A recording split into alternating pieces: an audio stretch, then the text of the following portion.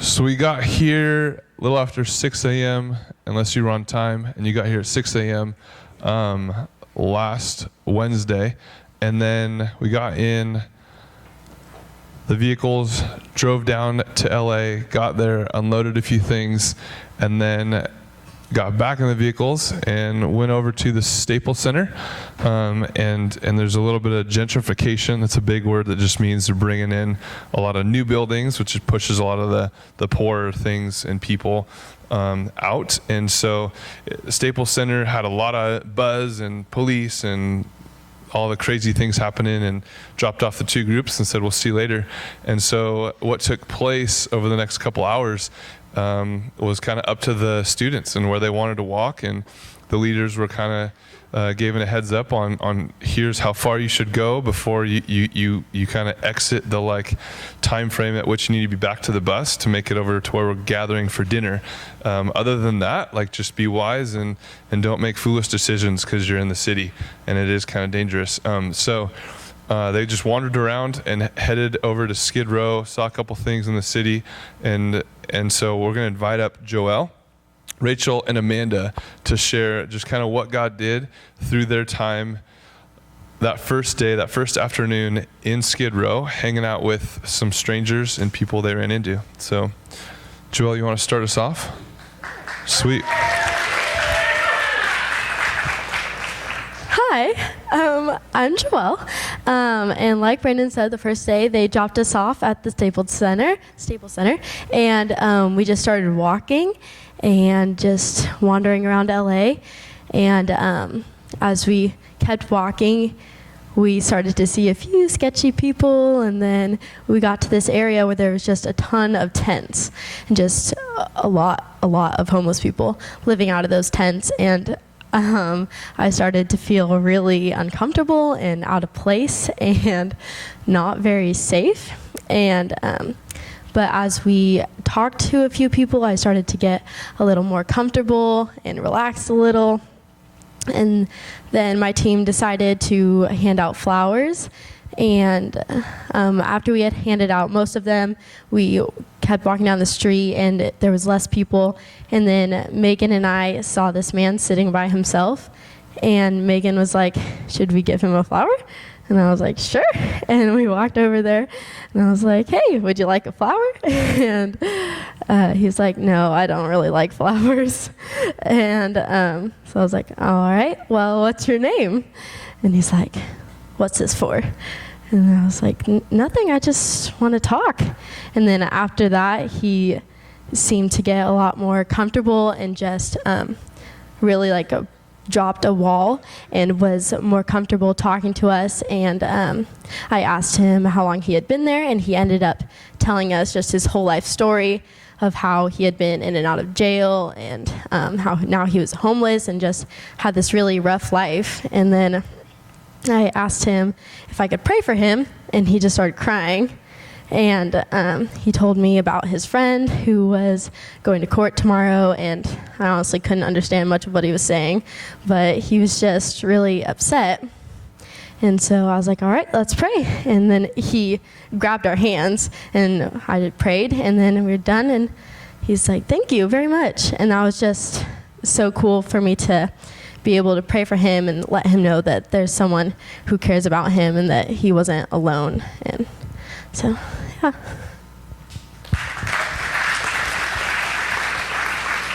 Hi, I'm Rachel, and going on this trip, I had a lot of expectations. I went last year, and so this year I really wanted to compare it to last year and have it be just like it, so I knew what I was walking into and I wasn't uncomfortable, and I knew what to expect.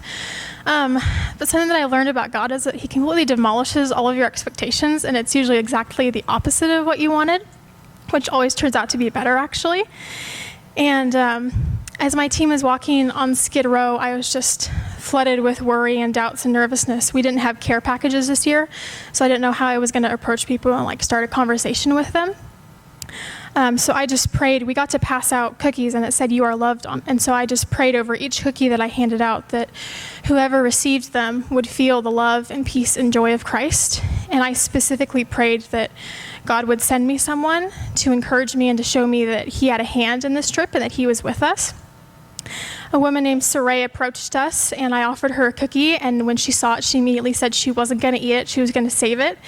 And she said that she felt like God had kicked her to the curb and forgotten about her, but when she saw us coming, she immediately remembered just how much Jesus loved her and was with her. And so we had the opportunity to pray for her, and then she left with this big smile on her face. And in that moment, it's probably one of the most profound answers to prayer that I've ever had, where God just immediately answers your prayer for you. And as we walked further down, we got to go into the flower district and buy flowers and pass them out along Skid Row. And what's great about passing out flowers is it's not just for homeless people, it's people even in the richer parts of LA, and you can just give it to someone to brighten their day. And I think I almost liked passing out flowers more than cookies, because flowers aren't something that are gonna sustain you physically or emotionally, or, it's not gonna give you any sort of sustenance or shelter, anything like that. But I honestly saw more happiness come from people who got the flowers and people who got cookies or even care packages. And it was just, I think this whole trip really encapsulated for me the fact that no amount of food or friendships or relationships or guys or good grades, anything like that will ever satisfy me and fill me more than when I am serving Jesus, and more of all when I'm serving him with a joyful heart.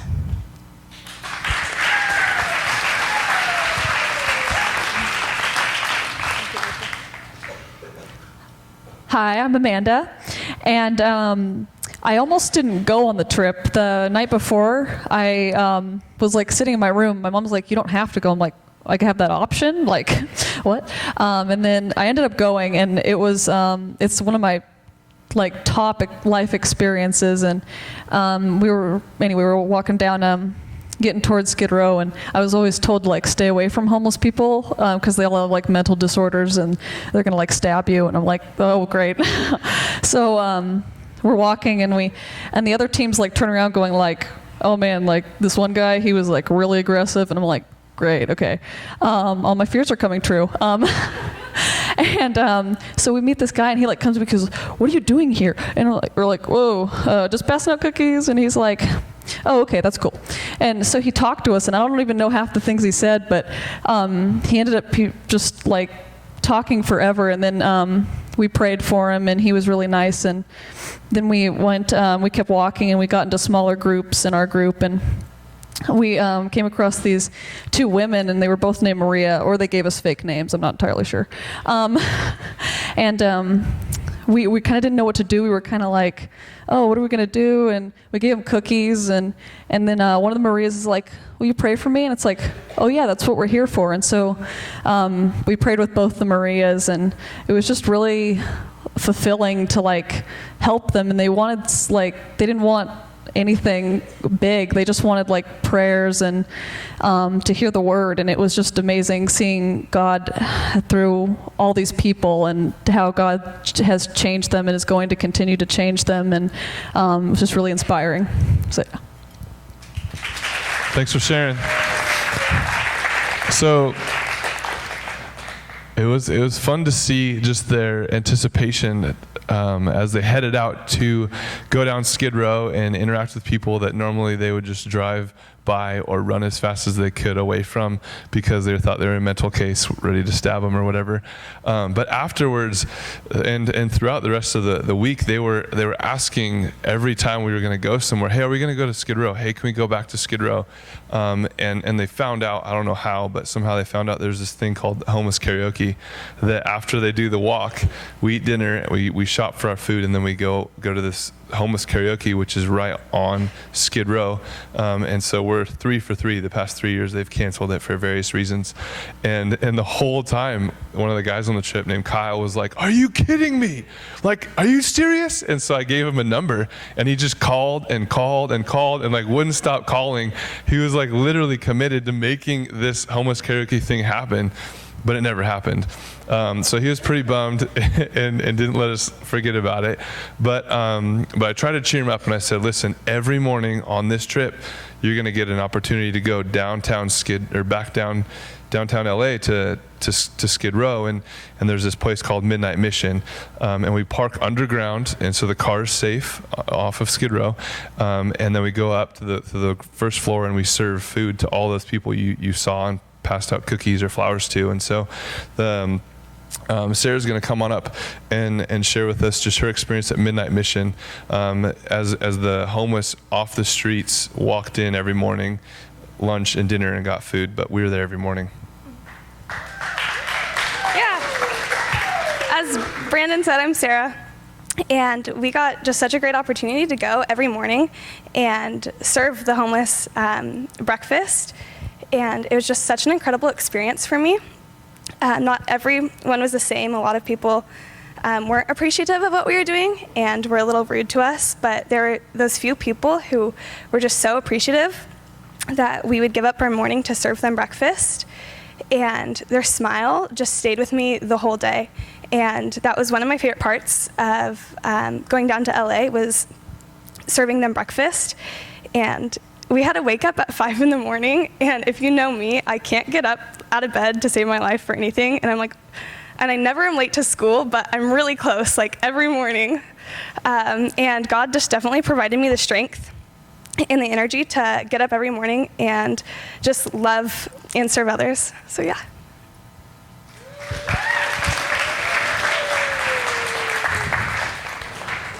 Yeah, there was this little, he was Asian in ethnicity, but he was a littler dude, and it didn't matter what time of day it was, he just was so sarcastic and like snappy, and it was one of those. I've been there a couple years, but this year in particular, he was just kicking people out of line, and it was a pretty intense time serving the homeless food lines, and our students were like coming back with stories about how, man, they were so disrespectful, but also just how appreciative and how much they wanted prayer. So it was interesting to have the full spectrum at that hour. At 5 a.m., no one's going to be just full of joy and grace at 5 or 6 a.m. when they're getting breakfast. But it was an awesome opportunity to hear stories from those that are in the program of Midnight Mission, getting off the streets. It's a 6-month to a year to 2-year long program. So people are in there getting clean, getting sober. And there was this one Irish dude that was hilarious. He was like, "Oh yeah, Morro Bay, I surf there all the time. I just got to get my alcoholism under control. I'll be back in the water." I'm like, "All right, you stay put, get that thing taken care of," because it's probably severe, and it's cool just to see these guys hit rock bottom and go, "Man, I'm a mess. I need help," and they get in there and they get the help they need. Man, after Midnight Mission, we jump back into breakfast and spend some time in the Word. May or may not have snuck in a game or two of catchphrase somewhere in there, and then hit the work projects. And so we had a carport that was custom designed to fit a forklift, so we truthfully named it a forkport. And then this thrift shop, which actually sees a ton of people, and it's cool just to hear the stories, because you don't really think about like a thrift shop in LA. There's probably thousands of those, dozens of them at least, and the guy Byron who's running it's getting his Master's of Divinity at Talbot, and he's like, "It's awesome, you build relationships with these people," and this lady comes in all the time and she buys these ties, and so you see this lady come up with like 30 ties, and you're like, Sarah, you don't really need 30 ties. And she's like, no, I do. I'm going to give this one to my grandson, Steve. And he's like, "Sarah, we both know, when's the last time you even saw Steve? You haven't even seen him, much less he doesn't need another tie. You always have ties." And so they get to minister to people, and they know their needs, and they get to minister and share the gospel. And he's like, "We see so many people come in, get to be ministered to, hear the gospel, know the gospel, and then we plug them into some churches in the community." So we're able just to rearrange the entire thrift store and throw teams at pretty much every wall in the floor, for sure, almost the ceiling. Some of the ceiling probably got painted in the craziness. And then the last day we got to, on Saturday, before we went to church and headed home, we got to go down to this house called House of Hope, and it partners with this church, Open Arms, and it's a ministry, halfway house ministry, where they get these people that have been in and out of prison, in and out of rehab, and they give them a safe place to stay and to learn how to be in control and be responsible with their behavior and with their addictions. And it's a house of just every make and model of human, with all of the conditions that they have. And we get to go down there, bless them with some delicious barbecued some burgers. And some students are going to come on up now. We'll have Sam, Claire, and Sarah come share about House of Hope. And it's just a unique just afternoon hanging with some people that we would never really hang with, and hear their stories and encourage them to keep putting one foot in front of the other. And we even get to hear a story that was kind of a follow-up from last year. Hello, my name is Sam. I went to LA last year, and the House of Hope was my favorite part by far. And so all week leading up to the end of this trip, I was looking forward to that in particular.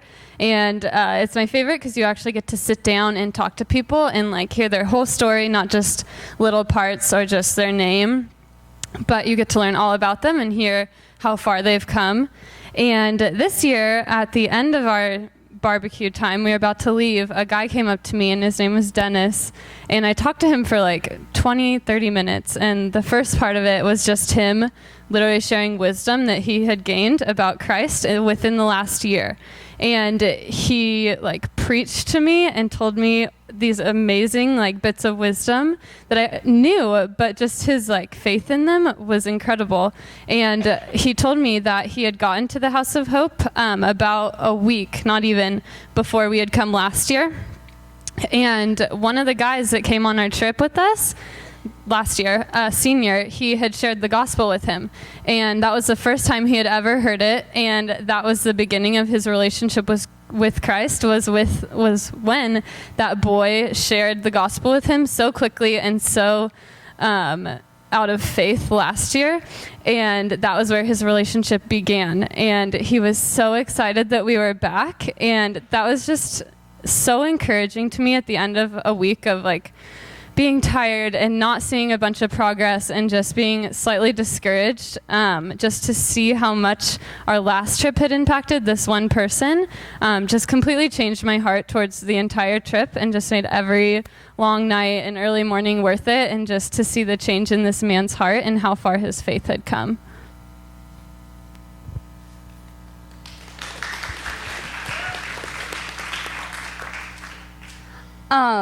At the House of Hope this year, there's about 4 people who are in charge of the House of Hope, and I don't remember any of their names except for like 2. But one of the ladies' name was Paulette, and she's super sweet. And if I remember her story correctly, she used to be a prostitute, and so her life has just really come a long way. And her story is so encouraging. And last year, when we came to LA, we got to go to this pastor's breakfast, which we didn't get to this year. And this pastor from somewhere shared this really cool stuff, and I don't remember it, but all I do remember is there was this really emotional moment where we were all just so connected in the room, and I didn't know anyone in the room. And all I remember is me on my knees. We were all on our knees praying, and I just started crying a bunch. And Paulette came up to me and just started encouraging me and started sharing a little bit of her story with me. And she shared her story at the House of Hope the day before we went there. And that connection between Paulette and I was so great and cool, and I loved it, and that was one of my favorite parts from last year. So bringing it to this year, Paulette got up there, and she always sings these 2 songs, and they're beautiful. She just has an amazing voice. And she got up there and she said, when I was younger, I didn't have anybody to encourage me and to love me. And so she said, I prayed that God would just use me to be able to encourage and love other people. And I thought that was super cool that she would do that. And that's totally who she was. Like, if you met this lady, you would just feel this instant love and joy. Like, you cannot look or speak to Paulette and not smile, because she just had this unexplainable joy that you just knew was from Christ. And so she started speaking and singing, and it was great. And she got done, and I was walking kind of towards her, but not like at her. And she just ran up to me with open arms and was like, "Oh, sweet baby girl, like, come to here." Like, and she started hugging me, and she was so sweet and loving. And like, both of us had just these huge smiles on our face. And it was just so cool how she started talking to me again. She said, "I remember you from last year." And so we started talking. She's like, "How's your life going? What are you doing? What are you doing after high school? Like, what's God doing in your life?" And it was crazy to me because that was a year ago. I hopefully looked different than a year ago. And she totally noticed me and pointed me out and knew that like I saw something in her, which is Christ. And so that was my encouragement from the House of Hope, was just remembering, or to see her remember me, and how I need to remember other people's names and their faces and their stories, and not just say I remember something cool that happened, because that just brings so much power, and that really represents Christ. And so that's what I got from that.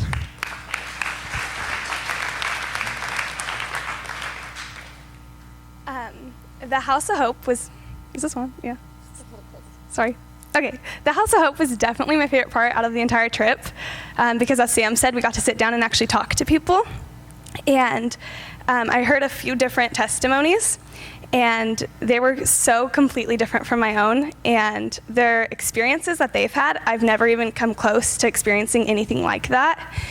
And so I was just listening, and then God really spoke to me. And through their testimonies, he showed me that I have a hard time accepting his grace, and I really try to earn it. And even though I know that there's nothing I could ever do to earn his grace, and oppositely, there's nothing I could ever do to take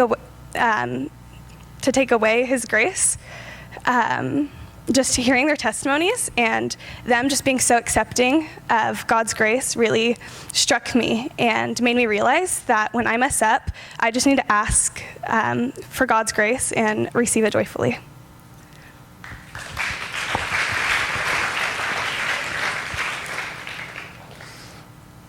After the House of Hope, we took a little detour and went up to the Hollywood sign, where you can legally be, because the Hollywood signs, I guess, is illegal to get there. We tried, but we ended up at the Griffith Observatory. So it's pretty cool, just overlooking all of LA. And apparently, just about everyone up there had never seen the sun set over the Pacific, because our group was on one side and the other group was on the other. So we tried to meet up with them, and it was literally trying to walk through people, because as the sun was setting, they just stopped and had to take pictures of it and wouldn't let you pass, because it was a moment that they'd never seen before. So it was hilarious, but it was super special and unique, and just a beautiful sunset, and it's pretty cool. There it is. So it's pretty good. I mean, it's pretty awesome, actually, especially if you're like landlocked, I guess, in Kansas and have never seen that. I'd probably stop and just soak it up too. But it was cool just to see the city that we'd been kind of getting grimy, dirty, and just seeing just how kind of depressing it is, and then look at it from a different vantage point and go, okay, there is something beautiful going on above everything else that's kind of hard and difficult and really depressing and dark. And so to see that, it was cool just to see the students kind of take a breath, like, okay, this is cool, there's something good here.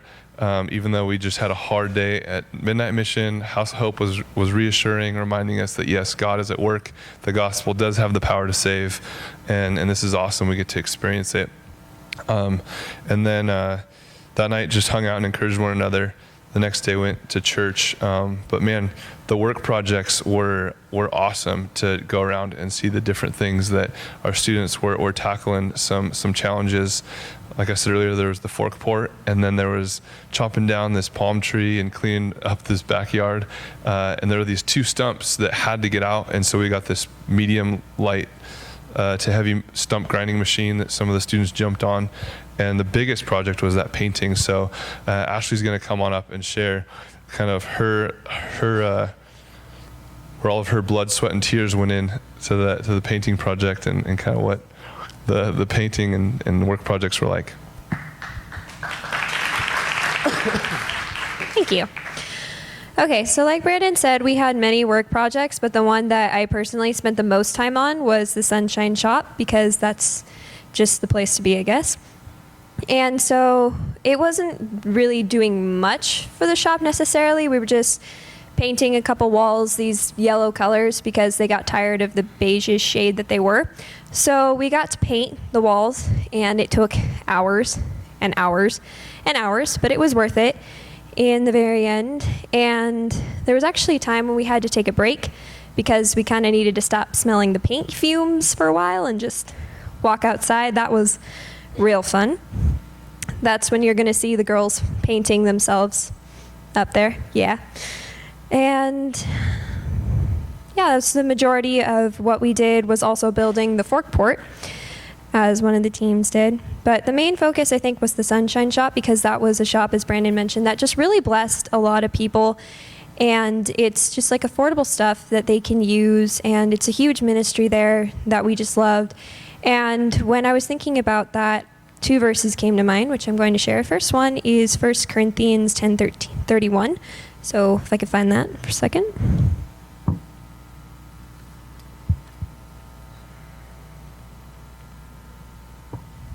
Okay, we'll do this one because I flipped it first. Actually, we're going to go to Matthew 25:34 through 40.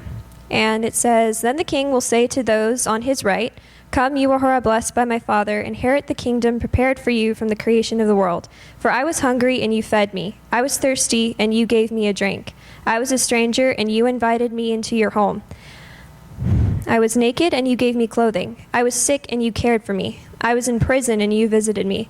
Then these righteous ones will reply, 'Lord, when did we ever see you hungry and feed you, or thirsty and give you something to drink, or a stranger and show you hospitality, or naked and give you clothing? When did we ever see you sick and in prison and visit you?' And the king will say, 'I tell you the truth, when you did it to one of the least of these, my brothers and sisters, you were doing it to me.'" And I feel like that verse popped to mind because it's basic truth. We might not have done much by just painting this store that we get an opportunity to do. And they might just be selling clothes, but they're providing basic needs that these people needed and are grateful for. And it's a great ministry that's there. That's really being blessed. And so the other one was 1 Corinthians 10:31. And this one says, "So whether you eat or drink or whatever you do, do it all for the glory of God." And like I said, it was a little thing for us to build a fork port or to clean up somebody's backyard or to just paint a store, but it made a difference for them. And the joy we saw in the employees when they came back in to see their store repainted was worth every minute and every struggle and every night of feeling absolutely sore from painting walls for hours. Thanks.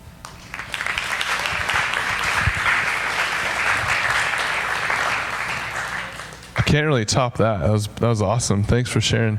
Yeah, it's great just to see like what she shared, how the students process what it is they're doing. From the first day when we were going on sharing, one of the guys spoke up who's typically quiet, and he's like, "This girl just asked me about my feelings after going on down to Skid Row, and then literally the entire trip we just couldn't get him to be quiet or stop laughing, and that was completely out of character." So it was just awesome to see each student respond to what God was showing them, and then what God was teaching them through that experience, and seeing just even a simple question about how are you feeling, it was just that last question that needed to be asked in order to crack him. And so yeah, we have a video that's going to kind of go through a lot of what they shared and throw some pictures and videos up. So let's turn our eyes to the screen and check that out.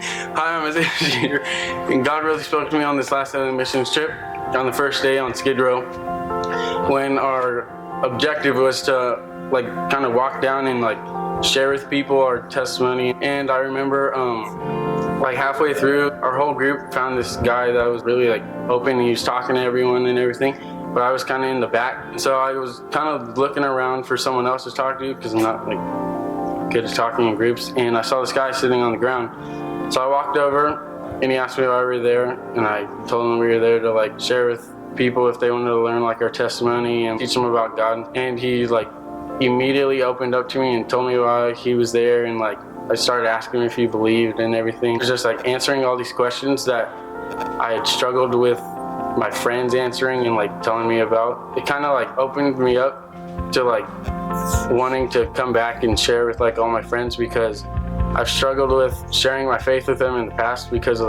scared of judgment. But I was thinking if I can share with this random guy on the street, then why can't I share with my friends, and why can't they open up to me as the same as this random guy on the streets did? You guys, this mission trip was really awesome, just getting to serve the Lord, and one of the ways that we got to serve him was with Midnight Mission, and you got into this underground weird thing in Skid Row, and there's just Asian dudes screaming at everybody, and then it's just super overwhelming, and 3 seconds later it's just flooded with homeless people just desperate for the Lord and desperate for somebody just to help them out. And it was really awesome just getting to feed them every morning and getting to talk to them and pray for them, and it was just a really cool experience.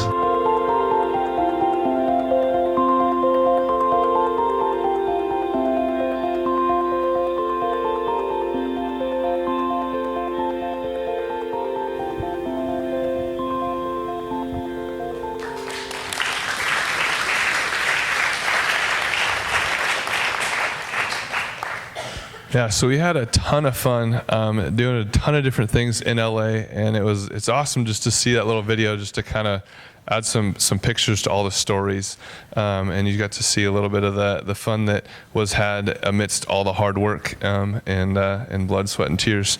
And one of those palms did fall, and I guess if you get closer to the trunk of the palm, they turn into spikes. They're not like little leaves, and then they can stick into you. So note to self, don't get too close to those things, because they will puncture your skin. Yeah, so as we transition a little bit here from LA, thanks for coming, you guys and gals that came, and thanks to all of your parents for raising such awesome students that have such a heart for serving and going into the inner city. I know even when you hear about Skid Row and just wandering in the city, and you think about just wandering in downtown Tuscaloosa, you're I don't know how old they're going to be to do that. And then in high school, they're all right, so we're sending them with this 20-something guy and a couple adults, and hopefully they're responsible enough to know what streets to go down and what alleys not to walk down at what hours, and it's pretty awesome just to see God's hand always protecting us, always bringing us to the right people to pass the right flower out to the right person, and just to see what God's going to do through those experiences to help us understand more about who God is and how much he loves us, sending his son to save us. And so yeah, it was an awesome trip. I look forward to doing more work with you and for the Lord. Couple things coming up that you guys need to know about before we transition to hubs, and then parents, you can hang out, talk to me if you want, or peace out and use the next hour as a little date time while the students are in hubs. Elevate's already next weekend. So if you guys are man, that was awesome for the juniors and seniors, but what about freshmen and sophomores? Did you forget about us? No, we did not forget about you. We saved the best for last, and so we're going up to the snow, to Bass Lake. It's going to be a ton of fun. It's a great weekend retreat away. So if you think about it, LA is kind of like the hands and feet. We're going, we're serving, we're loving on people. But before we do that, we got to get filled up. We have to have our hearts changed to look more like Jesus. So when we go share and serve, we have something to share with those people, and have our hearts in the right place to serve them. And so Elevate's that trip for you freshmen and sophomores to take the weekend away, get up in the mountains, have a ton of fun, but also be real, be honest, and look at maybe what the next step is for you to take in your faith and following Jesus and looking more like Jesus in your family and friends. So if you haven't signed up, grab the form in the back at the Barnwood booth and turn that in this Sunday. It's a little tricky because on the form it does say forms are due tonight. That'd be nice if you turned it in tonight, but we'll let you have until Sunday to turn those in. And then Discipleship and Donuts will be starting back up this Sunday at 8 a.m. If you head over to the courtyard, if it's not raining. If it's raining, you could head just over by the info booth. We'll have some donuts for you, and then you could get in the Word and enjoy some time getting to know more about Jesus and what it looks like to follow Him. So Discipleship and Donuts, 8 a.m., free donuts. It's a great time early in the morning. And definitely lastly but not least, we got senior night is the end of the month, the last Wednesday of the month, the 27th of January. And this is a big night for you seniors because it's where we need you to finalize your decision and turn in your forms for Costa Rica. So Costa Rica will be the week after Hume Lake, so it's looking like it'll be the 11th through the 22nd. So even some of you senior leaders are thinking about it, seeing if you can get that time off, those 2 weeks. And so seniors, if you're thinking about it, you're trying to plan maybe your senior trip or family vacation around that, there'll be forms on the Barnwood booth. So be thinking about that, and we'll need you to pick up those forms, sign up, and be committed, and we'll go over all the details and everything on the 27th. But if you know you're going to go already, we need to know that so we can book the flights. So that's coming up at the end of the month. That's why we're giving you a couple weeks leeway so you can go home, talk to your parents, figure out if it's going to work or not. And then lastly, just to update on the giving before tonight, it was at $184.02.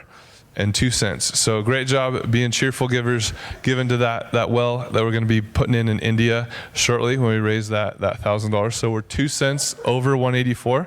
So keep on giving. And if you have those pennies, they all add up. And look at that. There's 2 pennies that we're giving. So keep on giving. And it's going to be awesome when that day comes when we get to give that money and put the well in. We get to get some photos back and see all those joyful gifts that you gave. That's all we have for tonight. So we'll roll that slideshow one more time. And then students, you guys can head to Hubs. And parents, thanks again for coming out, supporting us, sending your kids, and praying for us. Have a great rest of your week. We'll see you guys on Sunday.